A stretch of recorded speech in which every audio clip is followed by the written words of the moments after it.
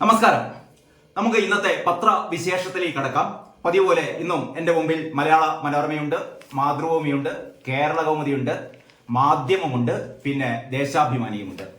എന്തൊക്കെയാണ് പത്രങ്ങൾ പ്രധാന വാർത്തയായി കൊടുത്തത് നോക്കാം. ഇന്നത്തെ മലയാള മനോരമയിലേക്ക് ആദ്യം. മലയാള മനോരമയുടെ ഒന്നാം പേജാണ്.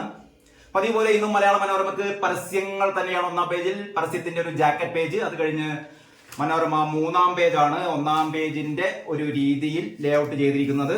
അതുകൊണ്ട് നമുക്ക് ഈ പേജ് പരിശോധിക്കാം. ഇതാണ് ഇന്നത്തെ മലയാള മനോരമയുടെ മൂന്നാമത്തെ പേജ്, അതായത് ഒന്നാമത്തെ പേജ് എന്നുള്ള രീതിയിൽ കൊടുത്തത്. ഇതിലെ പ്രധാന വാർത്ത എന്ന് പറയുന്നത് അടിക്ക് പിന്നാലെ ഇരുട്ടടി എന്നാണ്. അടിക്ക് പിന്നാലെ ഇരുട്ടടി എന്താണ് വാർത്ത എന്ന് നോക്കാം. SFI മർദ്ദനം, പ്രിൻസിപ്പലിന് പോലീസ് നോട്ടീസ്. നമുക്കറിയാം, കഴിഞ്ഞ ഒരാഴ്ചയായി കേരളം ചർച്ച ചെയ്തുകൊണ്ടിരിക്കുന്ന ഒരു കാര്യമാണിത്. നമ്മുടെ ഗുരുദേവ കോളേജ് പ്രിൻസിപ്പൽ, കൊയിലാണ്ടിയിലെ ഗുരുദേവ അഡ്വാൻസ് സ്റ്റഡീസിലെ പ്രിൻസിപ്പലിനെ SFIയുടെ പ്രാദേശിക നേതാവ് മുഖത്തടിച്ചു, അദ്ദേഹത്തെ ചവിട്ടി വീഴ്ത്തി, അദ്ദേഹത്തിന് നെഞ്ചത്ത് അടുപ്പ് കൂട്ടുമെന്ന് പറഞ്ഞു. അങ്ങനെ ഒരിക്കലും ഒരു വിദ്യാർത്ഥിക്കും ചെയ്യാൻ പാടില്ലാത്ത കാര്യങ്ങളൊക്കെയാണ് ചെയ്തു കൂട്ടിയത്. അതിന്റെ ഇടയിൽ വിദ്യാർത്ഥി പറയുന്നു പ്രിൻസിപ്പൽ വിദ്യാർത്ഥിയുടെ കർണത്തടിച്ചു, വിദ്യാർത്ഥിയുടെ ചെവി പൊട്ടി എന്നൊക്കെയാണ് പറയുന്നത്. എത്രമാത്രം ശരിയുണ്ടെന്ന് നമുക്ക് അറിഞ്ഞുകൂടാ. ഏതായാലും ഇപ്പൊ സംഭവിച്ചുകൊണ്ടിരിക്കുന്നത് എന്താന്ന് വെച്ചാൽ, ഈ വിദ്യാർത്ഥി ഈ പ്രിൻസിപ്പലിനെ വിദ്യാർത്ഥി അടിച്ചതിനെ കുറിച്ച് വലിയ പ്രശ്നമൊന്നും നമ്മുടെ പോലീസിനില്ല. പ്രശ്നം എന്താണ്? പ്രിൻസിപ്പൽ ഈ പറയുന്ന വിദ്യാർത്ഥി അടിച്ചു. എന്തൊരു കഷ്ടമാണെന്ന് ആലോചിച്ച് നോക്കി. അതാണ് മനോരമ അടിക്ക് പിന്നാലെ ഇരുട്ടടി. ആ ഇരുട്ടടി എന്താന്ന് വെച്ചാലേ, നോട്ടീസ്, മർദ്ദനമേറ്റ കൊയിലാണ്ടി ഗുരുദേവ കോളേജ്, അതായത് പ്രിൻസിപ്പലിന് പോലീസ് നോട്ടീസ് അയച്ചിരിക്കുകയാണ്. ചോദ്യം ചെയ്യലിന് ഹാജരാവാൻ വേണ്ടിയിട്ട്. പക്ഷേ ഈ വിദ്യാർത്ഥിക്ക് ഇപ്പോൾ നോട്ടീസ് കൊടുത്തിട്ടില്ല. കാരണം പോലീസിന്റെ വിചാരം, അല്ലെങ്കിൽ പിണറായിയുടെ ധാർഷ്ട്യത്തിന് പിന്തുണയേകുന്ന പോലീസിന്റെ വിചാരം, ഈ പ്രിൻസിപ്പലിനെ വിദ്യാർത്ഥിക്ക് അടിക്കാം, വിദ്യാർത്ഥിക്ക് പ്രിൻസിപ്പലിനെ അടിക്കാം, അത് ശരിയാണ് എന്നാണ് ഈ കേരളത്തിൽ, ഈ സാക്ഷര കേരളത്തിൽ പിണറായി സർക്കാർ നമ്മോട് പറഞ്ഞുകൊണ്ടിരിക്കുന്നത്. അതിന് ഓശാന പാടാൻ ഒരു പോലീസ്. ആ പോലീസാണ് ഇപ്പോൾ പ്രിൻസിപ്പലിന് നോട്ടീസ് അയച്ചിരിക്കുന്നത്. അതിൽ പറയുന്നു, നോട്ടീസ് മർദ്ദനമേറ്റ Koyilandy Gurudeva college principal doctor Sunil ഭാസ്കരന്. SFIക്കാർക്കെതിരെ നടപടിയില്ല. നല്ല കാര്യം, SFIക്കാർക്കെതിരെ നടപടിയില്ല. ഗോവിന്ദ മാഷെ, ഓരോ ദിവസവും നിങ്ങളുടെ തെറ്റുതിരുത്തൽ ഗംഭീരമാകുന്നുണ്ട്, ജോറാകുന്നുണ്ട്. കയ്യടിക്കാൻ നമുക്ക്. തെറ്റുതിരുത്തുകയാണല്ലോ നിങ്ങളുടെ പോലീസ്, നിങ്ങളുടെ കൂട്ടിന് വന്നിട്ട്.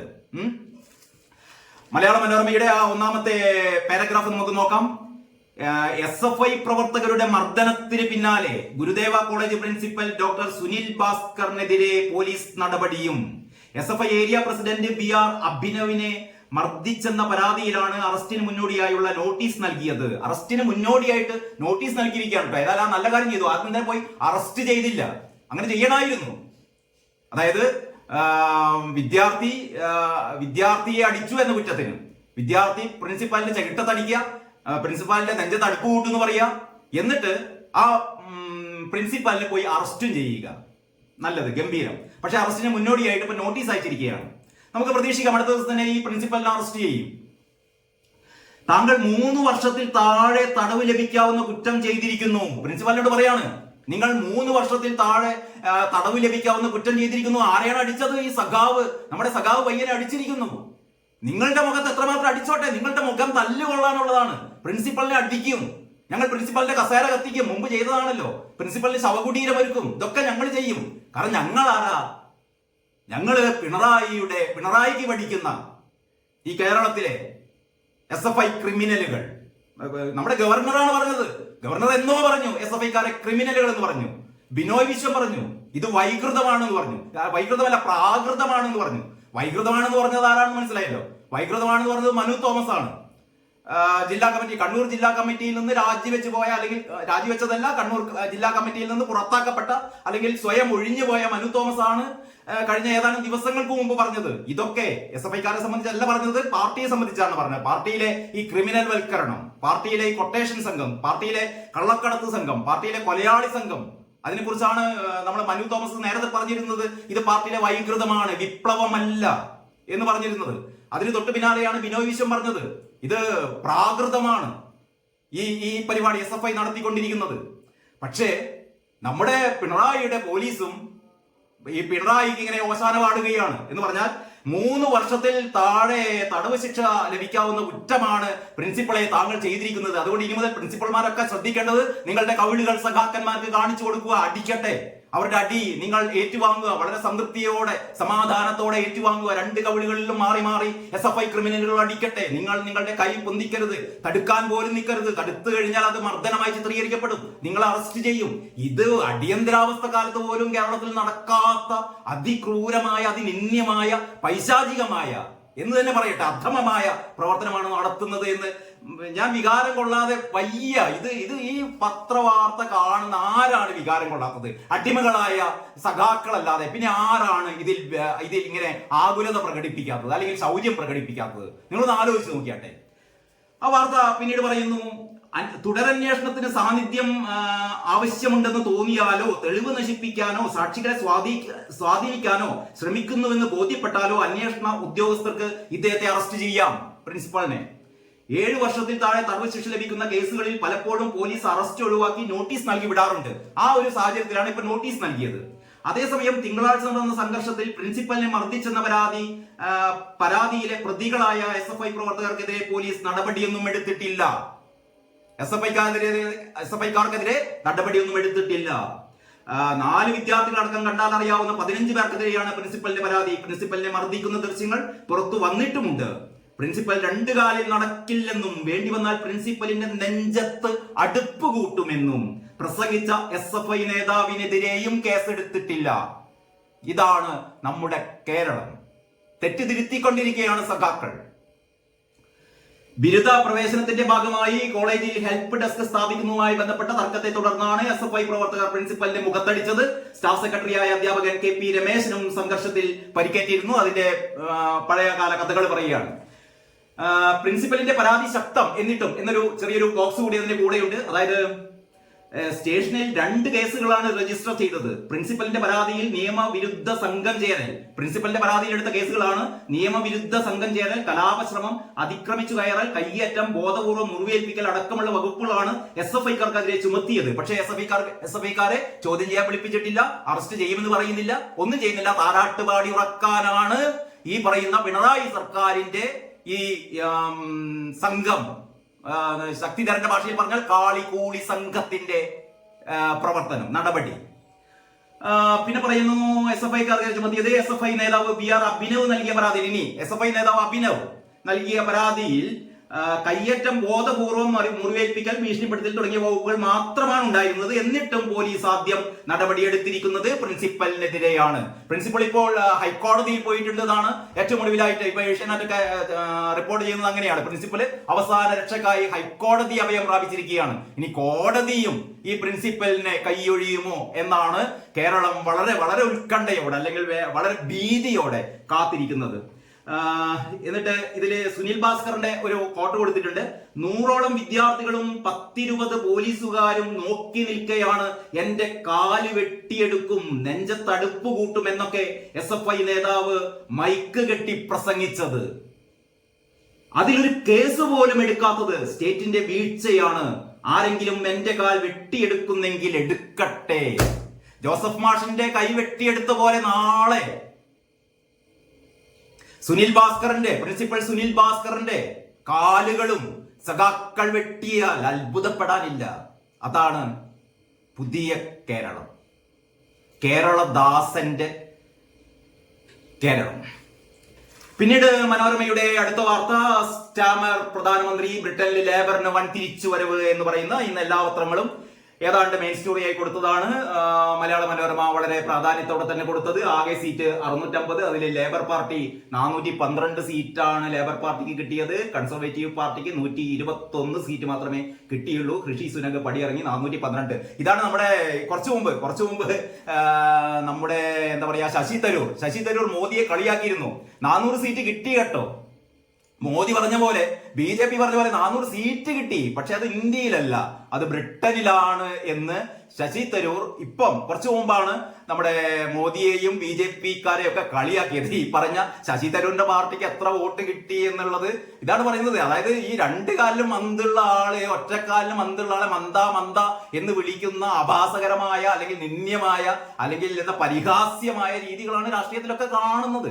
സഹിക്കുക തന്നെ, അല്ലാതെ എന്ത് ചെയ്യാൻ. ഇതിൽ സോജൻ ജോസഫ് ബ്രിട്ടീഷ് പാർലമെന്റിലെ ആദ്യ മലയാളി എന്ന് പറയുന്ന ഒരു സ്റ്റോറി കൂടിയുണ്ട്. അതായത് ബ്രിട്ടീഷ് പാർലമെന്റിലെ ആദ്യ മലയാളിയായി കോട്ടയം കൈപ്പുഴ സ്വദേശി സോജൻ ജോസഫ് ഇംഗ്ലണ്ടിന്റെ പൂന്തോട്ടം എന്നറിയപ്പെടുന്ന കെന്റിലെ ആഷ്ഫെഡ് മണ്ഡലത്തിൽ നിന്ന് ലേബർ പാർട്ടി സ്ഥാനാർത്ഥിയായാണ് വിജയിച്ചത്. തെരേസ മേ മന്ത്രിസഭയിൽ ഉപപ്രധാനമന്ത്രിയുടെ ചുമതല വഹിച്ചിരുന്ന ഡാമിയൽ ഗ്രീനിനെയാണ് ഇദ്ദേഹം തോൽപ്പിച്ചത്, നമ്മുടെ കോട്ടയംകാരൻ. പിന്നീട് മനോരമയുടെ ഒന്നാം പേജിൽ തന്നെ മെഡിസെപ്പ് പ്രീമിയം തുക കൂട്ടും, മെഡിസെപ്പിന്റെ പ്രീമിയം തുക കൂട്ടും എന്നൊരു വാർത്തയുണ്ട്. CITU മർദ്ദനം ഭയന്ന് കെട്ടിടത്തിൽ നിന്ന് ചാടിയ തൊഴിലാളിയുടെ കാലുകൾ ഒടിഞ്ഞു. വീണ്ടും ഒരിക്കൽ കൂടി നേരത്തെ ഈ പാർട്ടി തെറ്റ് തിരുത്താൻ വേണ്ടി ശ്രമിച്ചപ്പോൾ അതിന്റെ ആദ്യം ചാടിക്കയറി തെറ്റ് തിരുത്താൻ നോക്കിയത് SFI-ക്കാരാണ്. SFI-ക്കാർ ചാടിക്കയറി പ്രിൻസിപ്പളിന്റെ മുഖത്തടിച്ചു, തെറ്റ് തിരുത്തിക്കൊണ്ടിരിക്കുന്നു. പിന്നാലെ ഞങ്ങൾ മോശക്കാരല്ല എന്ന് പറയുന്നത് നമ്മുടെ CITU-ക്കാര്. CITU മർദ്ദനം ഭയന്ന്, CIT-ക്കാരുടെ മർദ്ദനം ഭയന്ന് കെട്ടിടത്തിൽ നിന്ന് ചാടിയ തൊഴിലാളിയുടെ കാലുകൾ ഒടിഞ്ഞു. അതാണ് പുതിയ വാർത്ത. അതായത് എടപ്പാളിൽ നിന്നാണ്, മലപ്പുറത്തിലെ എടപ്പാടിൽ നിന്നാണ് വാർത്ത. നിർമ്മാണം നടക്കുന്ന കെട്ടിടത്തിലേക്കുള്ള ഇലക്ട്രിക് സാധനങ്ങൾ ഇറക്കുകയായിരുന്ന തൊഴിലാളികൾക്ക് നേരെ നോക്കുകൂലി ആവശ്യപ്പെട്ട്, നോക്കുകൂലി ഇല്ല എന്നൊക്കെയാണല്ലോ നമ്മുടെ വ്യവസായ മന്ത്രിയും മറ്റു തൊഴിൽ മന്ത്രിയൊക്കെ പറയുന്നത്. നോക്കുകൂലി ഇല്ല, ഇതാ നോക്കുകൂലി ആവശ്യപ്പെട്ട് CITU പ്രവർത്തകരായ ചുമട്ടുതൊഴിലാളികളുടെ ആക്രമണം. ഈ നോക്കുകൂലി ചോദിക്കുക മാത്രമല്ല, നോക്കുകൂലി തന്നില്ലെങ്കിൽ ആക്രമണം, അടിച്ചു വീഴ്ത്തുക തന്നെ. അതിന്റെ ഭാഗമായിട്ടാണ് ഈ പാവം തൊഴിലാളി ജീവനിൽ കൊതികൊണ്ട് ഓടി ചാടിയതാണ് കെട്ടിടത്തിന് മുകളിൽ നിന്ന്. വീണ് പരിക്കേറ്റ് 2 കാലിന്റെ എല്ല് പൊട്ടിക്കിടക്കുകയാണ്. മർദ്ദനം ഭയന്ന് കെട്ടിടത്തിൽ നിന്നും ചാടിയ തൊഴിലാളി കൊല്ലം പത്തനാപുരം പാതിരിക്കൽ ലക്ഷം വീട് സ്വദേശി ഫയാസ് ഷാജഹാനെ, 22 വയസ്സേ ഉള്ളൂ. ഇരുകാലുകളും ഒടിഞ്ഞ നിലയിൽ തൃശൂർ മെഡിക്കൽ കോളേജ് ആശുപത്രിയിൽ പ്രവേശിപ്പിച്ചു. കണ്ടാൽ അറിയാവുന്ന 10 CITU പ്രവർത്തകരെതിരെ കേസെടുത്ത് ചങ്ങരംകുളം പോലീസ് അറിയിച്ചു. കേസെടുത്തത് എനിക്ക് പറയും, ഈ പോലീസുകാരൊക്കെ സ്ഥലം മാറ്റിട്ടോ. കാരണം CIT-ക്കാർക്കെതിരെ കേസ് എടുക്കാൻ പാടില്ല, CIT-ക്കാർ അറസ്റ്റ് ചെയ്യാൻ പാടില്ല, SFI-ക്കാർ അറസ്റ്റ് ചെയ്യാൻ പാടില്ല. ഈ കാലുകൾ ഒടിഞ്ഞ് കിടക്കുന്ന കാരണം പേടിച്ച് കെട്ടിടത്തിന്റെ മുകളിൽ നിന്ന് ചാടി എന്ന് പറയുന്നത് വലിയ പാതകമാണ്. ഈ തൊഴിലാളി അങ്ങനെ ചെയ്യാൻ പാടില്ല. അതുകൊണ്ട് ഈ തൊഴിലാളിക്കെതിരെ കേസെടുക്കണം. അതാണ് എൻ്റെ ഒരു വിനീതമായ അഭിപ്രായം. നമ്മളെ കുഞ്ചുകുറുപ്പ് എന്താ പറയുന്നത് നോക്കാം. ശൈലി തിരുത്തണമെന്ന കേന്ദ്ര കമ്മിറ്റി നിർദ്ദേശം പിണറായിയെ ഉദ്ദേശിച്ചല്ലെന്ന് MV ഗോവിന്ദ മാഷ് പറഞ്ഞു. ഈ ശൈലി തിരുത്തും, പാർട്ടി ശൈലി തിരുത്തും, പക്ഷെ നമ്മുടെ എന്താ പറയാ പിണറായി എന്ന് പറയുന്നത് കേരളദാസൻ പിണറായിയുടെ ശൈലി മാറ്റുമെന്നല്ല പറഞ്ഞത്. ഈ അച്ചമ്പത്തായത് കൂടി ഇല്ല എന്ന് പറഞ്ഞ പോലെയാണ്. കാരണം ഇവിടെ ശൈലി മാറ്റേണ്ടത്, ആദ്യം തന്നെ ശൈലി മാറ്റേണ്ടത് ഗോവിന്ദ മാഷോ അല്ലെങ്കിൽ ബാക്കിയുള്ള താഴെ കിടന്നുള്ള സഖാക്കളൊന്നുമില്ല. ശൈലി ആദ്യം മാറ്റേണ്ടത് പിണറായി തന്നെയാണ്. ഇതിൽ ഒരാൾക്കും സംശയമില്ല. പക്ഷേ പാവം ഗോവിന്ദ മാഷക്ക് അങ്ങനെ പറഞ്ഞൂടല്ലോ. ഗോവിന്ദ മാഷിന്റെ ഒരു ഗതികേട് നമ്മൾ മനസ്സിലാക്കണം. അപ്പൊ ഗോവിന്ദ മാഷ് പറയാണ് ശൈലിയൊക്കെ നമ്മൾ മാറ്റും, പക്ഷേ എന്ന് വെച്ച് നമ്മുടെ പിണറായിയുടെ ശൈലി അല്ല മാറ്റാൻ പോകുന്നത്. അപ്പോ കുഞ്ചുകുറുപ്പിന്റെ കമന്റ് ആണ്, ചെമ്പരത്തിപ്പൂ കണ്ട് ചങ്കാണെന്ന് പറയരുത്, എന്നാണ് പറയുന്നത്. പിന്നീട് മനോരമയുടെ ഒന്നാം പേജിൽ ബയോളജിയിലും വെട്ടി 8 മാർക്ക് എന്ന് പറഞ്ഞ് ഹയർ സെക്കൻഡറിയിൽ മറ്റൊരു കള്ളക്കളി കൂടി പുറത്ത് എന്ന് പറയുന്ന റീവാലുവേഷന്റെ സംഭവത്തിൽ നടന്ന ഒരു കള്ളക്കളി കൂടി മനോരമ ഒരു എന്താ പറയാ അതിന്റെ വാർത്ത കൂടി കൊടുത്തിട്ടുണ്ട്. പിന്നീട് മനോരമയുടെ എല്ലാവരും പറയുന്നു ഒന്നാം പേജ് മാത്രം പറയാം, ഉള്ളിലെ പേജ് കൂടി എന്താ പറയാത്തത് എന്ന് പറയുന്നു. ഉള്ളിലെ പേജിൽ ഏറ്റവും പ്രധാനപ്പെട്ട നമ്മുടെ എഡിറ്റോറിയൽ നോക്കിക്കളാം. മനോരമയുടെ എഡിറ്റോറിയൽ, വെട്ടി നിരത്തരുത് സാർ, ഇങ്ങനെ വെട്ടരുത്, ഹയർ സെക്കൻഡറി മൂല്യനിർണയത്തിന്റെ വിശ്വാസ്യത നഷ്ടപ്പെടുത്തരുത് എന്നാണ് എഡിറ്റോറിയൽ. അതിൽ പറയുന്നു, മികച്ച മാർക്കോടെ വിജയിക്കാൻ വേണ്ടി തന്നെയാണ് ഓരോ വിദ്യാർത്ഥിയും പരീക്ഷ എഴുതുന്നത്. നേടുന്നതും നഷ്ടപ്പെടുന്നതുമായ ഓരോ മാർക്കിന്റെയും വില അവർക്കറിയാം. അർഹതയുള്ള ഒരു മാർക്ക് തിരിച്ചു കിട്ടാനായി പോലും അവർ നടത്തുന്ന ശ്രമം പാഴാവാൻ പാടില്ലാത്തതാണ്. എന്നാൽ അധികൃതർ തന്നെ ഇതിന് പാര വെച്ചാലോ? ഹയർ സെക്കൻഡറി പരീക്ഷാ വിഭാഗത്തിന്റെ വിചിത്ര നടപടികൾ അറിഞ്ഞ് മൂക്കത്ത് വിരൽ വെച്ച് നിൽക്കുകയാണ് കേരളം. അങ്ങനെ ആ എഡിറ്റോറിയൽ തുടരുന്നു. പത്തരമാറ്റ് ജയമെങ്കിലും ലേബറിന് പണി കൂടുമെന്നാണ് ഇതിലെ പ്രസൂൺ സോൻവാൽക്കറുടെ ലേഖനത്തിൽ പറയുന്നത്. ഇനി ബ്രിട്ടനിൽ സ്റ്റാമർ നയം എന്ന് പറയുന്ന ഏറ്റവും പ്രധാനപ്പെട്ട വാർത്ത 7-ാം പുറത്ത് കൊടുത്തിട്ടുണ്ട്. 9-ാം പുറത്ത് കൊടുത്തിട്ടുണ്ട്. അവസാനം വരെ പൊരുതി ഋഷി സുനക്കിന്റെ മടക്കം. ഋഷി സുനക് പാവം പരാജയപ്പെട്ടു പോയി. ഇടതുമുന്നണിയിലും SFI വിവാദം എന്ന് പറയുന്ന ആർഷോയ്ക്ക് മറുപടി, ബാലനും മറുപടി. പറഞ്ഞാൽ തീരാത്തത്രയും വാർത്തകളുണ്ട്. ഏതായാലും മറ്റു പത്രങ്ങൾ കൂടി പരിശോധിക്കേണ്ടത് കൊണ്ട് നമുക്ക് തൽക്കാലം മനോരമ മാറ്റിവെക്കാം. അടുത്ത മാതൃഭൂമിയിലേക്ക് കടക്കാം. മാതൃഭൂമി എന്തായാലും തീവ്രത കുറഞ്ഞ രീതിയിൽ ഇതൊക്കെ പറയുള്ളൂ. മാതൃഭൂമി ഇതേപോലെ തന്നെ ഒന്നാം പേജിൽ ജാക്കറ്റാണ്, പരസ്യമാണ്. ഇനി അതേപോലെ തന്നെ മാതൃഭൂമിയുടെ 3-ാം പേജാണ് ഒന്നാം പുറമാക്കി മാറ്റിയത്. പതിവ് പോലെ ആ 3-ാം പേജിലുമുണ്ട് ക്വാർട്ടർ പേജ് പരസ്യത്തിന്റെ കളിയാണ് മാതൃഭൂമി. അത് കഴിഞ്ഞ് എന്നാലും കുത്തിക്കൊള്ളിച്ച് ഏതാണ്ട് സാധാരണ പോലെ ഒരു 10-20 വാർത്തകൾ, 10-15 വാർത്തകൾ എന്തായാലും ഉണ്ട് ഇതിന്റെ അകത്ത്. അത്രയും കുത്തി കയറ്റിയിട്ടുണ്ട്. ഇതിൽ വളരെ രസകരമായ ഒരു വാർത്തയാണ് മാതൃഭൂമിയുടെ ടോപ്പ് ബാറായി കൊടുത്തത്. ജോലി ഭാരം, റോബോട്ട് കുഴഞ്ഞു വീണ് മരിച്ചു. ജോലി ഭാരം കൊണ്ട് മനുഷ്യന്മാരൊക്കെ കുഴഞ്ഞു വീണ് മരിക്കാറുണ്ട്. ഇപ്പൊ അവസാനം റോബോട്ടുകളും ജോലി ഭാരം കൊണ്ട് കുഴഞ്ഞു വീണ് മരിച്ചു. റോബോട്ടുകൾ എന്ന് പറയുമ്പോൾ തീർച്ചയായും അത് ഇന്ത്യയിലായിരിക്കില്ല. ഇന്ത്യയിൽ അങ്ങനെ റോബോട്ടുകൾ പണിയെടുക്കാനൊന്നും തുടങ്ങിയിട്ടില്ല. റോബോട്ടിന്റെ മരണം ഒരു ഫ്ലാഷ് ബാക്ക് എന്ന് പറയുന്നു. ഇത് സിയോളിലാണ് കേട്ടോ സംഭവം. രാജ്യത്ത് ആദ്യമായി ഒരു റോബോട്ട് കുഴഞ്ഞു വീണ് മരിച്ചതിന്റെ അമ്പരപ്പിലാണ് ദക്ഷിണ കൊറിയയിൽ ആദ്യമായിട്ട് അങ്ങനെ റോബോട്ട് കുഴഞ്ഞു വീണ് മരിച്ചതാണ്. ഗുമി സിറ്റി കൗൺസിലിലെ സൂപ്പർവൈസർ ആയിരുന്ന റോബോട്ടാണ് വ്യാഴാഴ്ച വൈകിട്ട് 4:30 കുഴഞ്ഞു വീണ് മരിച്ചത്. കെട്ടിടത്തിന്റെ 1-2 നിലകളുടെ ഇടയിലുള്ള പടികൾക്ക് താഴെ പ്രവർത്തനരഹിതമായ രീതിയിൽ കണ്ടെത്തുകയായിരുന്നു ഈ റോബോട്ടിനെ. കഴിഞ്ഞ വർഷം ഓഗസ്റ്റിലാണ് ഗുമി സിറ്റി കൗൺസിൽ ഈ റോബോട്ടിനെ സൂപ്പർവൈസറായി നിയമിച്ചത്. റോബോട്ടിന്റെ അകാല മരണത്തിന് കാരണം ജോലി ഭാരമാണെന്ന് പൊതു അഭിപ്രായം. വീഴ്ചയുടെ കാരണം വ്യക്തമല്ലെങ്കിലും റോബോട്ടുകളുടെ ജോലി ഭാരത്തെക്കുറിച്ചും അതുണ്ടാക്കുന്ന പ്രത്യാഘാതങ്ങളെ കുറിച്ചുമുള്ള ചർച്ചകൾക്ക് സംഭവം വഴി തുറന്നിട്ടുണ്ട്. റോബോട്ടിനെ പോസ്റ്റ്മോർട്ടം ചെയ്യാൻ പോവാണ്. പോസ്റ്റ്മോർട്ടത്തിനായി റോബോട്ടിന്റെ ഭാഗങ്ങൾ ശേഖരിച്ചു. യുഎസിലെ കാലിഫോർണിയയിലുള്ള സ്റ്റാർട്ടപ്പ് കമ്പനി ബെയർ റോബോട്ടിക്സ് ആണ് ഇതിന്റെ നിർമ്മാതാക്കൾ. 10 ജീവനക്കാർക്ക് 1 എന്ന കണക്കിൽ റോബോട്ട് തൊഴിലാളികളുള്ള രാജ്യമാണ് ദക്ഷിണ കൊറിയ. അപ്പൊ ദക്ഷിണ കൊറിയയിലെ 10 തൊഴിലാളികൾക്ക് ഒരു യന്ത്രമനുഷ്യനാണുള്ളത്. അങ്ങനെ പാവം യന്ത്രമനുഷ്യൻ വീണ് കിടക്കുന്ന പടമൊക്കെ മാതൃഭൂമി കൊടുത്തിട്ടുണ്ട്. അതിൽ റോബോട്ടിന്റെ മരണം ഒരു ഫ്ലാഷ് ബാക്ക് എന്ന ഒരു സബ് ഹെഡിങ്ങിൽ കൊടുത്തിരിക്കുന്നു. താഴേക്ക് പതിക്കുന്നതിന് മുമ്പ് റോബോട്ട് വിചിത്രമായ രീതിയിൽ പെരുമാറുകയും പതിവില്ലാതെ ഒരേ സ്ഥലത്ത് നിന്ന് വട്ടം കറങ്ങുകയും ചെയ്യുന്നത് ചിലർ കണ്ടിരുന്നു. രാവിലെ 9 മുതൽ 6 വരെ പലതരം ജോലികൾ റോബോട്ടിനെ കൊണ്ട് ചെയ്യിപ്പിച്ചിരുന്നു എന്നാണ് വിവരം. അപ്പോൾ സാധാരണ മനുഷ്യന്മാരെ കൊണ്ട് മാത്രമല്ല റോബോട്ടിനെ കൊണ്ടും അമിതമായ തൊഴിൽ ചെയ്യിപ്പിച്ചാൽ പാവം റോബോട്ടുകൾ കുഴഞ്ഞു വീണ് മരിക്കും. പിന്നെ മറ്റൊരു വാർത്ത, പാനൂർ ബോംബ് സ്ഫോടനം, പോലീസ് മെല്ലെ പോയി, പ്രതികൾക്ക് ജാമ്യം. അപ്പൊ പോലീസുകാർ SFIക്കാർക്ക് വേണ്ടി മാത്രമല്ല ഇങ്ങനെ ഈ അടിമപ്പണി ചെയ്യുന്നത്. നമുക്കറിയാലോ പാനൂരിലെ ബോംബ് നിർമ്മാണത്തിനിടയിൽ ഒരാൾ മരിച്ചു, ഒരു സഖാവ് മരിച്ചു, വേറെ 2-3 സഖാക്കന്മാർക്ക് പരിക്കേറ്റിരുന്നു. അവിടെയും നമ്മുടെ ഗോവിന്ദമാഷ് സന്നദ്ധ പ്രവർത്തനം എന്നാണ് പറഞ്ഞത്. ബോംബ് പൊട്ടി പരിക്കേറ്റ ആൾക്കാരൊക്കെ സന്നദ്ധ പ്രവർത്തകരായിരുന്നു. എവിടെയോ ബോംബ് കേട്ടപ്പോൾ കിലോമീറ്ററുകൾക്ക് അകലെ നിന്ന് സഖാക്കൾ ഈ മറ്റേ സ്പൈഡർമാനെ പോലെ വലയിൽ നൂലിൽ കെട്ടി ചാടി ആകാശത്തൂടെ പറന്നു വരികയായിരുന്നു ഈ സ്ഥലത്തേക്ക്. അങ്ങനെയാണ് ബോംബ് പൊട്ടി പരിക്കേറ്റത് സഖാക്കൾക്ക്, അല്ലാതെ ബോംബ് നിർമ്മാണത്തിൽ പങ്കാളികളായതുകൊണ്ടല്ല എന്നാണ് ഗോവിന്ദമാഷയുടെ സിദ്ധാന്തം. വിശ്വസിച്ച് ഗോവിന്ദമാഷ അതൊക്കെ ഒരു പ്രശ്നമില്ല. അപ്പൊ ഏതായാലും പോലീസും പിന്നാലെയുണ്ട്. അതായത് പോലീസിന്റെ മെല്ലെപ്പോക്ക് അതെങ്ങനെയാന്ന് വെച്ചാൽ, പാനൂർ ബോംബ് സ്ഫോടന കേസിൽ 3 പ്രതികൾക്ക് ജാമ്യം. 90 ദിവസമായിട്ടും കേസിൽ പോലീസ് കുറ്റപത്രം നൽകിയിട്ടില്ല. ഗംഭീരം.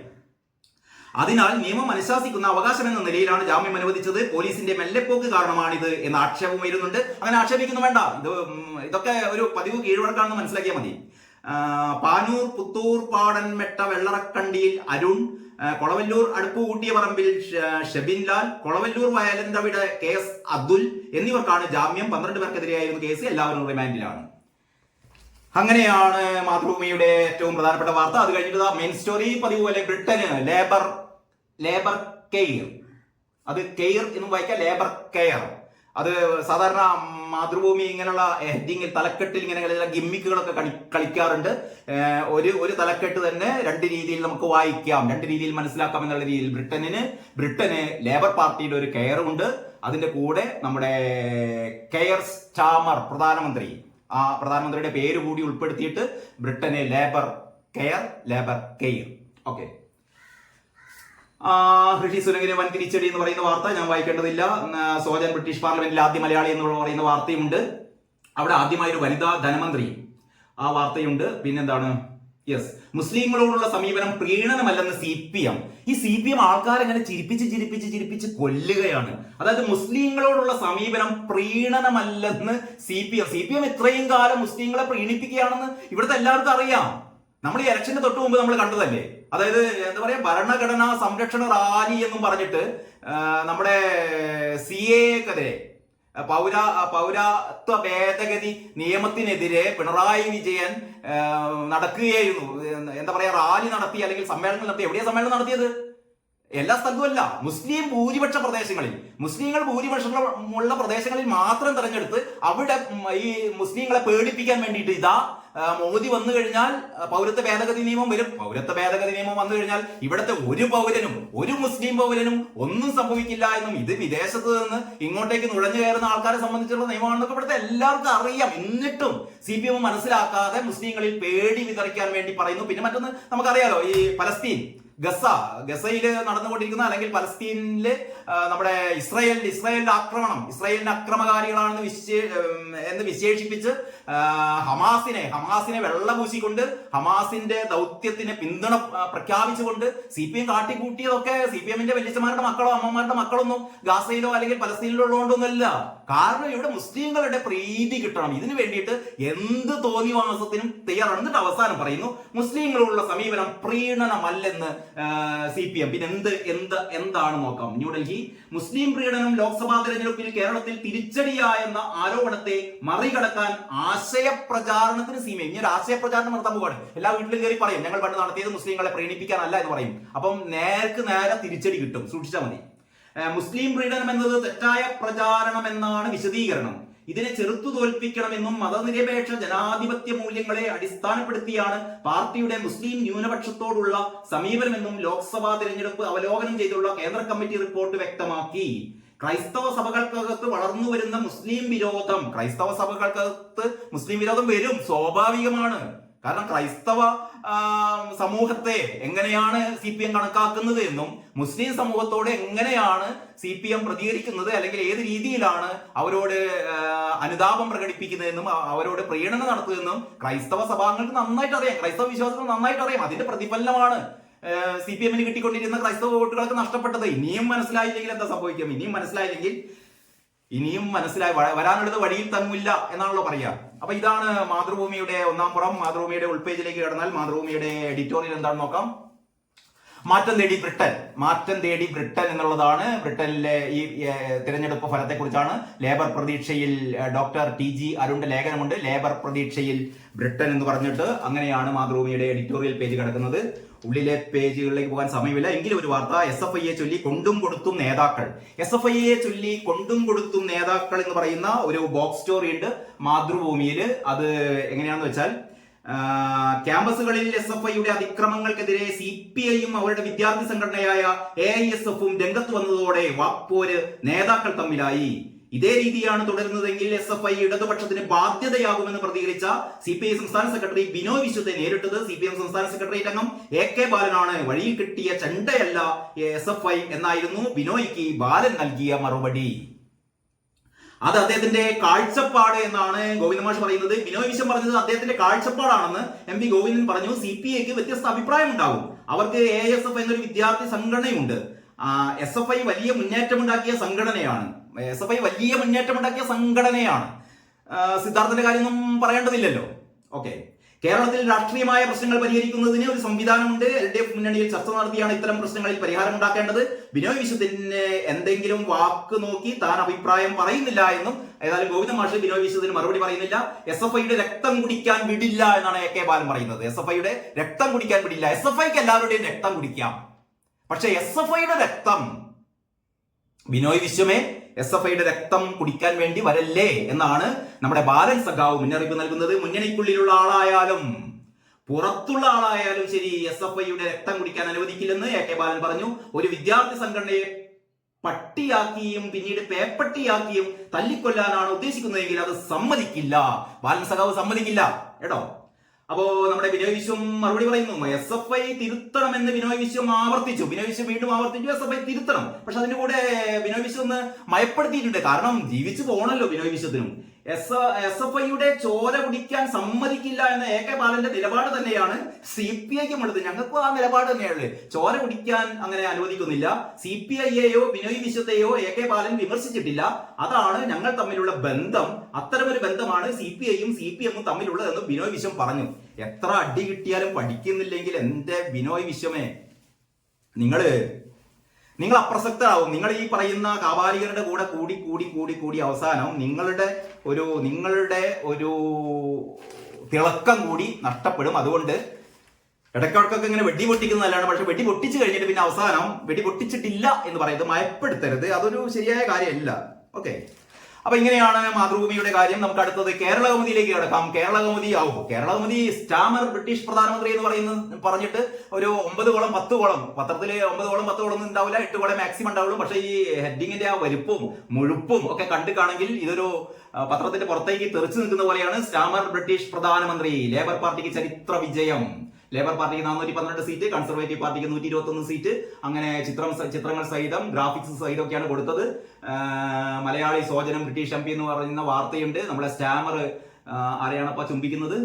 സ്നേഹമുത്തം. ബ്രിട്ടന്റെ പുതിയ പ്രധാനമന്ത്രിയായി തിരഞ്ഞെടുക്കപ്പെട്ട കിയർ റോഡ്നി സ്റ്റാമറെ ലണ്ടനിലെ വോട്ടെണ്ണൽ കേന്ദ്രത്തിൽ വെച്ച്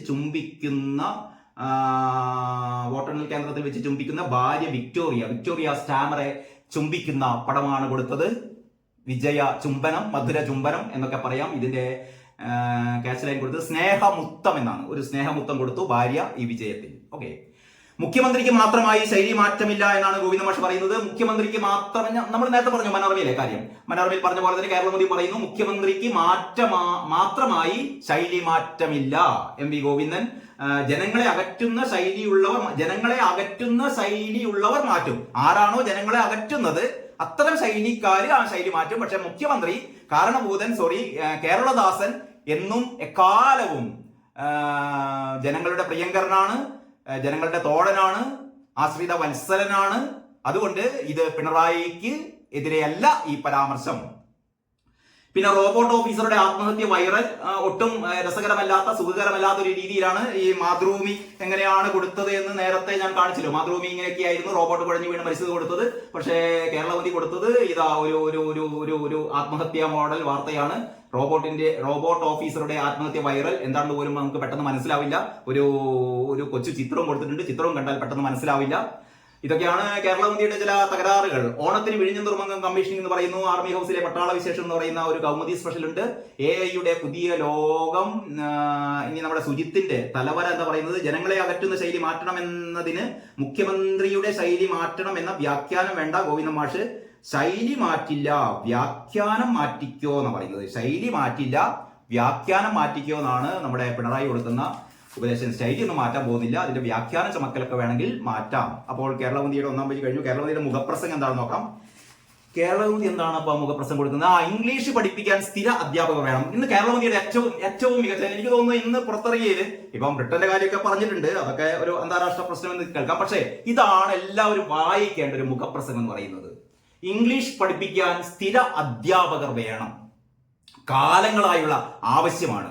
നമ്മുടെ വിദ്യാലയങ്ങളിൽ കുട്ടികളുടെ ഇംഗ്ലീഷിലുള്ള പരിജ്ഞാനം, ഇംഗ്ലീഷിലുള്ള ഭാഷാശുദ്ധി വളരെ മോശമാണ്, നമുക്കറിയാം. അതുകൊണ്ടൊക്കെ തന്നെയാണ് ഈ പാവപ്പെട്ട രക്ഷിതാക്കൾ പൈസ മുടക്കിയിട്ട് ഈ വിദ്യാർത്ഥികളെ സർക്കാർ സ്കൂളുകളിലല്ലാതെ ഈ അൺഎയ്ഡഡ് ഇംഗ്ലീഷ് മീഡിയം സ്കൂളിലൊക്കെ ചേർത്തുന്ന ഏറ്റവും പ്രധാനപ്പെട്ട കാര്യം എന്ന് പറയുന്നത് ഇംഗ്ലീഷാണ് ഏറ്റവും പ്രധാനപ്പെട്ട കാര്യം. പക്ഷേ നമ്മുടെ സ്കൂളുകളിൽ നിന്ന് ഇംഗ്ലീഷ് പഠിപ്പിക്കാൻ അതിന് ചുമതലപ്പെട്ട അല്ലെങ്കിൽ അതിന് യോഗ്യരായ അധ്യാപകരില്ല. ഏറ്റവും പുതിയ സർക്കാരിന്റെ അറിയിപ്പ് വന്നു. അതായത് ഇംഗ്ലീഷ് അധ്യാപകരെ തൽക്കാലം നിയമിക്കുന്നില്ല, എവിടുന്നെങ്കിലൊക്കെ എടുത്തും കണ്ട് നിയമിച്ചോളാൻ. അതായത് താൽക്കാലിക അധ്യാപകർ മാത്രം മതി, സ്ഥിര അധ്യാപകർ വേണ്ട എന്നാണ് സർക്കാരിന്റെ നിലപാട്. ഇത് ഹൈക്കോടതി പല പ്രാവശ്യം പറഞ്ഞതാണ്. ഹൈക്കോടതി ഒരു പ്രാവശ്യമല്ല, പല പ്രാവശ്യം സർക്കാരിനോട് പറഞ്ഞതാണ് യോഗ്യതയുള്ള ഇംഗ്ലീഷ് അധ്യാപകരെ നിയമിക്കണം. ആര് കേൾക്കാൻ?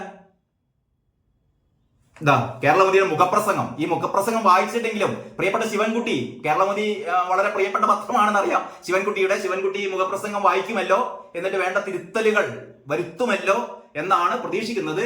അത് കേരളമതി പറയുന്നത് ഇങ്ങനെയാണ് മുഖപ്രസംഗത്തിൽ പറയുന്നത്. തൊഴിൽ തേടുന്ന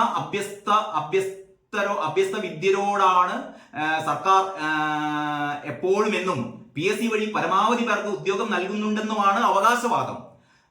എന്നാൽ അനുഭവം മറിച്ചാണ്. ദീർഘമായ റാങ്ക് ലിസ്റ്റുകൾ വിളിച്ചു പറയുന്നു. അനുഭവം മറിച്ചാണെന്ന് ദീർഘമായ റാങ്ക് ലിസ്റ്റുകൾ വിളിച്ചു പറയുന്നു. റാങ്ക് ലിസ്റ്റുകൾ സജീവമായി നിലനിൽക്കുമ്പോഴും അവ മറികടന്ന് താൽക്കാലികക്കാരെ കൂട്ടത്തോടെ നിയമിക്കുന്ന പ്രവണതയ്ക്ക് ഒരു കുറവുമില്ല. ഇത്തരത്തിൽ നടക്കുന്ന താൽക്കാലിക നിയമനങ്ങളുടെ സ്വഭാവം എന്തെന്നും മുഖ്യ പരിഗണന എന്താണെന്നും എല്ലാവർക്കും അറിയാം. സ്വജനങ്ങളുടെയും അതിൽ കയറിപ്പറ്റാൻ താൽക്കാലിക നിയമനങ്ങൾ സ്വജനങ്ങളുടെയും പാർട്ടിക്കൂറുള്ളവരെയും പിൻവാതിലൂടെ ഉദ്യോഗത്തിൽ കയറ്റിവിടാൻ താൽക്കാലിക നിയമനങ്ങൾ സഹായിക്കും. റാങ്ക് പട്ടികയിലുള്ള അഭ്യസ്ത വിദ്യ സംഘടിച്ച് സമരം നടത്തിയാൽ പോലും ഫലമൊന്നും ഉണ്ടാകാറില്ല. PSC നിയമനങ്ങൾ ആസൂത്രിതമായി അട്ടിമറിക്കാൻ പ്രത്യേക ലോബികൾ തന്നെ പ്രവർത്തിക്കുന്നു എന്ന് പറയുന്ന ഒരു ആമുഖത്തോടെയാണ് കേരള കൗമുദി ഇതിലേക്ക് കടന്നത്. സ്കൂളുകളിൽ ഇംഗ്ലീഷ് പഠിപ്പിക്കാൻ നിശ്ചിത യോഗ്യതകൾ നിശ്ചയിച്ചിട്ടുണ്ട്. എന്നാൽ പല സ്കൂളുകളിലും ഇംഗ്ലീഷ് വിഷയത്തിൽ ക്ലാസ് എടുക്കുന്നത് മറ്റു വിഷയങ്ങൾ പഠിച്ചവരാണ്. നാട്ടിൽ ഇംഗ്ലീഷ് വിദ്യാഭ്യാസ യോഗ്യതയുള്ളവർ ഇല്ലാത്തത് കൊണ്ടല്ല, ഇത് വർഷങ്ങളായി ദിവസവേതനത്തിൽ അധ്യാപകരെ നിയമിച്ച് ബാധ്യത കുറയ്ക്കുകയാണ് ചെയ്യുന്നത്. യോഗ്യത സമ്പാദിച്ച് മത്സര പരീക്ഷയിൽ ജയിച്ച് റാങ്ക് പട്ടികയിൽ ഇടം നേടി ഉദ്യോഗം കാത്തിരിക്കുന്ന ഇംഗ്ലീഷ് അധ്യാപകരുടെ ഭാവിയാണ് ഇതുവഴി ഇരുളിലാവുന്നത്. അവരുടെ ഭാവി മാത്രമല്ല, കുട്ടികളുടെ ഭാവിയാണ് അതിനേക്കാൾ കൂടുതൽ ഇരുളിലാവുന്നത്. ഈ രംഗത്ത് സ്വകാര്യ സ്കൂളുകളെക്കാൾ സർക്കാർ സ്കൂളുകളാണ് മുന്നിൽ. 400-ലധികം സർക്കാർ സ്കൂളുകളിൽ പേരിന് പോലും ഇംഗ്ലീഷ് അധ്യാപകരില്ല എന്നാണ് വിവരം. ഞെട്ടിപ്പിക്കുന്ന വാർത്തയാണ് കേട്ടോ. അതായത് 400-ലധികം സർക്കാർ സ്കൂളുകളിൽ പേരിന് പോലും ഇംഗ്ലീഷ് അധ്യാപകരില്ല. വിദ്യാഭ്യാസ മന്ത്രി ഒന്നും പറയുന്നില്ല, അത്രയേ ഉള്ളൂ. ഈ പിന്നെ അധ്യാപകർ ശിക്ഷിക്കുമ്പോൾ എന്ന് പറയുന്ന ഒരു എഡിറ്റോറിയൽ കൂടിയുണ്ട്. 2 എഡിറ്റോറിയലുകളാണ് നമ്മുടെ കേരള കൗമുദിയിലുള്ളത്. അങ്ങനെ കേരള കൗമുദി നമുക്ക് മാറ്റിവെക്കാം. മാധ്യമത്തിലേക്ക് കിടക്കാം. മാധ്യമത്തിന്റെ 1-ാം പേജ്. മാധ്യമത്തിന്റെ 1-ാം പേജിൽ ഏറ്റവും ടോപ്പ് ബാർ തന്നെ ഒരു സോഫ്റ്റ് സ്റ്റോറിയാണ്, ഒരു ഫീച്ചർ സ്റ്റോറി. 75+1 ശ്രീദേവി അമ്മ പരീക്ഷ എഴുതുകയാണ്. അതായത് +1 തുല്യതാ പരീക്ഷ 76 വയസ്സായ ശ്രീദേവി അമ്മ എഴുതുന്നു എന്ന് പറയുന്ന ഒരു സ്ത്രീ ശാക്തീകരണ വാർത്ത. SSLC പരീക്ഷ പാസ്സായി 56 വർഷങ്ങൾക്ക് ശേഷം +1 തുല്യതാ പരീക്ഷ എഴുതുന്നതിന്റെ ആവേശത്തിലാണ് ശ്രീദേവി അമ്മ. ശ്രീദേവി അമ്മക്ക് അഭിനന്ദനങ്ങൾ. മാധ്യമത്തിന് അഭിനന്ദനം. ഒരു വിദ്യാർത്ഥിക്ക് കൂടി അമീബിക് മസ്തിഷ്ക ജ്വരം. പേടിപ്പെടുത്തുന്ന ഒരു വാർത്തയാണ്. അമീബിക് മസ്തിഷ്ക ജ്വരം. കഴിഞ്ഞ ദിവസം ഒരു വിദ്യാർത്ഥി മരിച്ചിരുന്നു. ഇതാ വേറൊരു വിദ്യാർത്ഥിക്ക് കൂടി ഉണ്ട്. പിന്നീട് ബ്രിട്ടനിൽ ലേബർ പാർട്ടി, കെയർ സ്റ്റാമർ പ്രധാനമന്ത്രി, സുനകിന് കനത്ത തിരിച്ചടി എന്ന് പറയുന്ന, അതേപോലെ തന്നെ ബ്രിട്ടീഷ് പാർലമെന്റിലെ മലയാളി ശബ്ദമായി സോജൻ ജോസഫ്. ആ വാർത്തകളൊക്കെ നന്നായി കൊടുത്തിട്ടുണ്ട്. +1 സീറ്റ് ഇല്ലാത്തവർ 57,712 എന്ന് പറയുന്ന പ്രത്യേക ഒരു സ്പെഷ്യൽ സ്റ്റോറി കൂടി കൊടുത്തിട്ടുണ്ട്. 71% പേരും മലബാറിലാണ്. +1 സീറ്റ് ഇല്ലാത്തവർ. ഇങ്ങനെ കണ്ടമാനം കുട്ടികൾക്ക് A+ ഒക്കെ നേടി കുട്ടികളൊക്കെ വിജയിപ്പിച്ച മാത്രം പോരാ ശിവൻകുട്ടി, അവർക്ക് പഠിക്കാനുള്ള +1 പഠിക്കാനുള്ള അവസരം കൂടി സൃഷ്ടിക്കണം എന്ന് മാത്രമാണ് പറയേണ്ടത്. അവസാനം മാധ്യമത്തിന്റെ ബോട്ടം ബാറായിട്ട് തിരുത്തേണ്ടത് മുഖ്യമന്ത്രി ആയാലും പാർട്ടി സെക്രട്ടറി ആയാലും തിരുത്തുമെന്നാണ് ഗോവിന്ദ മാഷ് പറയുന്നത്. ആ രീതിയിലാണ് മാധ്യമം വാർത്ത കൊടുത്തത്. അതെന്താണെന്ന് വെച്ചാല്, തിരുവനന്തപുരം തിരഞ്ഞെടുപ്പ് തിരിച്ചടി മറികടക്കാൻ തിരുത്തൽ വേണമെന്ന കേന്ദ്ര കമ്മിറ്റി നിർദ്ദേശം മുഖ്യമന്ത്രി ശൈലി മാറ്റണമെന്നതായി തെറ്റായി വ്യാഖ്യാനിക്കേണ്ടെന്ന് CPM സംസ്ഥാന സെക്രട്ടറി MV ഗോവിന്ദൻ. കുറെ കൂടി സ്ട്രൈറ്റ് ആയിട്ട് മാധ്യമം അത് പറയുന്നു. ജനങ്ങളെ പാർട്ടിയിൽ നിന്ന് അകറ്റുന്ന സമീപനത്തിൽ മാറ്റം ഉണ്ടാവണമെന്നാണ് കേന്ദ്ര കമ്മിറ്റി പറഞ്ഞത്. അത് പാർട്ടിയിലെ ഓരോ അംഗത്തിനും ബാധകമാണ്. ഒറ്റ ആൾക്കൊഴികെ പാർട്ടിയിലെ മറ്റെല്ലാ അംഗങ്ങൾക്കും ഇത് ബാധകമാണ്. തിരുത്തേണ്ടത് മുഖ്യമന്ത്രി ആയാലും പാർട്ടി സെക്രട്ടറി ആയാലും തിരുത്തുമെന്നാണ് പറയുന്നത്. തിരുത്തേണ്ടത്, പക്ഷെ മുഖ്യമന്ത്രി തിരുത്തേണ്ട കാര്യമില്ല. അദ്ദേഹം നേരത്തെ തന്നെ ഇത്തരം ധാർഷ്ട്യങ്ങളൊന്നും ഇല്ലാത്ത, നമ്മൾ സാധാരണ ഈ കേരളത്തിലെ മുഖ്യമന്ത്രിമാരെ കുറിച്ച് പറയുമ്പോൾ EK നായനാരെ കുറിച്ചാണ് പറയുക. കാരണം ഇപ്പോഴും നായനാരുടെ പഴയ ഈ വീഡിയോകളൊക്കെ കാണുന്നൊരു സുഖമാണ്. നായനാര് കരുണാകരനെ സന്ദർശിക്കുന്ന ആ ഒരു വീഡിയോ, നായനാര് നമ്മുടെ അശ്വമേധമൊക്കെ നടത്തുന്ന പ്രദീപുമായിട്ടുള്ള ഒരു അശ്വമേധം കളി നടത്തുന്നത്. പിന്നെ ഈ നായനാരുടെ ഏഷ്യാനെറ്റിലെ പ്രത്യേക പരിപാടി ഉണ്ടായിരുന്നു, മുഖ്യമന്ത്രിയോട് സംസാരിക്കാം. നായനാരുടെ ഫോൺ വിളികൾ, നമ്മുടെ ആളാണ് എന്നൊക്കെ പറഞ്ഞിട്ടുള്ള വളരെ രസകരമായ സ്ലാങ്ങിലുള്ള നായനാരുടെ, അതായത് ജനങ്ങളോട് കഴിഞ്ഞ ദിവസം പറഞ്ഞല്ലോ മാവോവിന്റെ സൂക്തം, വെള്ളത്തിൽ മീനുകളെ പോലെ ആയിരിക്കണം ഈ പാർട്ടി സഖാക്കൾ ജനങ്ങളുമായി ഇടപഴകേണ്ടതെന്ന് പറഞ്ഞത് അക്ഷരാർത്ഥത്തിൽ നമ്മെ പഠിപ്പിച്ച ആളാണ് EK നായനാർ. നായനാർ എന്തൊക്കെ ചെയ്താലും നായനാരുടെ ആ ഒരു കാരിയറിൽ, അല്ലെങ്കിൽ നായനാരുടെ ഒരു പാർട്ടി CPM-മായി ബന്ധപ്പെട്ട നായനാരുടെ ചില നിലപാടുകളിലൊക്കെ നമുക്ക് എന്തൊക്കെ തർക്കങ്ങൾ ഉണ്ടെങ്കിലും നായനാർ എന്ന് പറയുന്ന മനുഷ്യൻ, നായനാർ മരിച്ചതിന് ശേഷമുള്ള നമ്മുടെ ഉമ്മൻചാണ്ടിയുടെ ഒരു മൃതദേഹം വഹിച്ചുകൊണ്ടുള്ള യാത്ര നമ്മളൊക്കെ കണ്ടതാണ്, കേരളം മുഴുവൻ കണ്ടതാണ്. എത്രമാത്രം ആളുകൾ കൂടിയ ഇതേപോലുള്ള ഒരു യാത്രയായിരുന്നു. ഇപ്പോഴും ഞാൻ ഓർക്കുന്നുണ്ട്, തിരുവനന്തപുരത്ത് നിന്ന് മുതൽ ഈ പറയുന്ന കല്യാശ്ശേരിയിലേക്കുള്ള നായനാരുടെ മൃതദേഹം വഹിച്ചുകൊണ്ടുള്ള യാത്ര വഴിയോരത്ത് മുഴുവനും ജനക്കൂട്ടമായിരുന്നു. പക്ഷെ ആ നായനാരെക്കാളൊക്കെ ജനപ്രിയനാണ് നമ്മുടെ പിണറായി എന്നാണ് പറയുന്നത്. വിശ്വസിക്കേണ്ടവർക്ക് വിശ്വസിക്കാം, അല്ലാത്തവർക്ക് വെറുതെ വിടാം. ഓക്കെ. പിന്നെ പറയുന്നു, നേതാക്കളുടെ ധാർഷ്ട്യമടക്കം തോൽവിക്കിടയാക്കി എന്നത് സംസ്ഥാന കമ്മിറ്റി കണ്ടെത്തിയതാണ്, എന്നിട്ടാണ് അത് കേന്ദ്ര കമ്മിറ്റിയുടെ കണ്ടെത്തലാണെന്ന് പ്രചാരണം നടത്തുന്നത്. അപ്പൊ നമ്മളിതൊക്കെ കണ്ടെത്തിയതാണ്. നേതാക്കളുടെ ധാർഷ്ട്യമടക്കം തോൽവിക്കിടയാക്കി എന്ന് കണ്ടെത്തിയത് കേന്ദ്ര കമ്മിറ്റിയല്ല, സംസ്ഥാന കമ്മിറ്റിയാണെന്നാണ് ഗോവിന്ദ മാഷ് പറയുന്നത്. പക്ഷേ നമ്മളത് തിരുത്തും, പിണറായിയെ കാണുമ്പോൾ തിരുത്തില്ല, ആ രീതിയിലാണ് പറയുന്നത്. മാധ്യമത്തിന്റെ മുഖപ്രസംഗം കൂടി നമുക്കൊന്ന് നോക്കിയിട്ട് ദേശാഭിമാനിയിലേക്ക് കടക്കാം. മാധ്യമത്തിന്റെ മുഖപ്രസംഗം എന്ന് പറയുന്നത് ലേബർ പാർട്ടിയുടേത് മുന്നേറ്റം, പക്ഷേ ആ രീതിയിലാണ്. ബ്രിട്ടനിലെ തെരഞ്ഞെടുപ്പ് തന്നെയാണ് അവരുടെയും വിഷയം. നമുക്ക് ദേശാഭിമാനിയിലേക്ക് കടക്കാം. ഇതാണ് ദേശാഭിമാനി. ദേശാഭിമാനിയുടെ ടോപ്പ് വാർ സ്റ്റോറി ബ്രിട്ടനിൽ ലേബർ പാർട്ടി അധികാരത്തിൽ എന്നുള്ളതാണ്. ദേശാഭിമാനിയും ഇത് ആഘോഷിക്കുന്നു. ബ്രിട്ടീഷ് പാർലമെന്റിൽ മലയാളി ഫ്രം കോട്ടയം. അത് കഴിഞ്ഞിട്ട് പൂർണ്ണ സജ്ജം എന്നാണ്. അതായത് വിഴിഞ്ഞം ഭൂഗർഭ റെയിൽപാതയ്ക്കും കേന്ദ്ര അനുമതി. വിഴിഞ്ഞം പൂർണ്ണ സജ്ജമാകാൻ പോകുന്നു. 6 ദിവസത്തിനുള്ളിൽ വിഴിഞ്ഞത്തേക്ക് ഒരു മദർഷിപ്പ് എത്തുന്നു. അങ്ങനെ വിഴിഞ്ഞം തിളക്കമേറുകയാണ്. അദാനിയുടെ പോർട്ടാണ്. ദേശാഭിമാനിക്കാർ ഓർമ്മിക്കണം. വിദ്യാർത്ഥിയെ കരണത്തടിച്ചു പ്രിൻസിപ്പലിന് പോലീസിന്റെ നോട്ടീസ്. വിദ്യാർത്ഥി പ്രിൻസിപ്പാലിന് ചെയ്തോന്നു അത് ദേശാഭിമാനിക്ക് കാണില്ല. അത് നമ്മുടെ ഈ യാത്ര ഉണ്ടല്ലോ, എന്ത് യാത്രയാണ്? അപ്പൊ കേരളത്തെ രക്ഷിക്കാൻ വേണ്ടി നടത്തിയ പിണറായിയുടെ യാത്രയിൽ ഈ പിണറായി ഈ ഹെൽമെറ്റ് കൊണ്ടും പൂച്ചട്ടി കൊണ്ടും തച്ചെടുത്തത് പിണറായി കണ്ടില്ല എന്ന് പറഞ്ഞതുപോലെ ഈ ദേശാഭിമാനിയും കണ്ടില്ല. അധ്യാപകനെ അല്ല, പ്രിൻസിപ്പാളിന്റെ മുഖത്തടിച്ചൊന്നും കണ്ടില്ല. പക്ഷേ വിദ്യാർത്ഥിയെ കർണത്തടിച്ചു പ്രിൻസിപ്പലിന് പോലീസിന്റെ നോട്ടീസ് എന്ന് പറയുന്നു. പിന്നെ മാധ്യമങ്ങളുടെ കള്ളപ്രചാര വേല ജനം തള്ളും. എല്ലാ കുറ്റവും മാധ്യമങ്ങൾക്കാണ്. മാധ്യമങ്ങളുടെ കള്ളപ്രചാര വേല ജനം തള്ളുമെന്നാണ് ഗോവിന്ദ മാഷ് പറയുന്നത്. SFIയെ കടന്നാക്രമിച്ച് വിദ്യാർത്ഥികൾക്കിടയിലുള്ള സ്വാധീനം ഇല്ലാതാക്കാനാണ് നീക്കം. അങ്ങനെ അതാണ് ദേശാഭിമാനിയുടെ പ്രധാന വാർത്ത. പിന്നീട് എന്താ പറയാ, മലയാളം കഥ ഹിന്ദിയിലാക്കി ബീഹാർ ബാലൻ എന്ന് പറയുന്ന ഒരു സോഫ്റ്റ് സ്റ്റോറി ഉണ്ട്. അപ്പോൾ ദേശാഭിമാനിയുടെ എഡിറ്റോറിയൽ കൂടി നോക്കാം. ദേശാഭിമാനി എഡിറ്റോറിയൽ, ടോറികളെ തകർത്തത് നവ ഉദാര നയം. അതും ബ്രിട്ടീഷ് പാർലമെന്റിനെ കുറിച്ചുള്ള, ബ്രിട്ടനിലെ തെരഞ്ഞെടുപ്പിനെ കുറിച്ചുള്ള വാർത്തയാണ്. മാത്രമല്ല ആ പേജിലെ ഏറ്റവും പ്രധാനപ്പെട്ട ലേഖനവും അത് തന്നെയാണ്, മാറ്റത്തിന്റെ യുഗം എന്ന് പറയുന്നു. ഏതായാലും ഇത്രയുമാണ് ഈ 5 പത്രങ്ങളുടെ വിശേഷങ്ങൾ. ഇനി നമുക്ക് നാളെ പത്രങ്ങൾ എന്ത് പറയുന്നു എന്ന് നോക്കാം. അതുവരെ എല്ലാവർക്കും നന്ദി, നമസ്കാരം.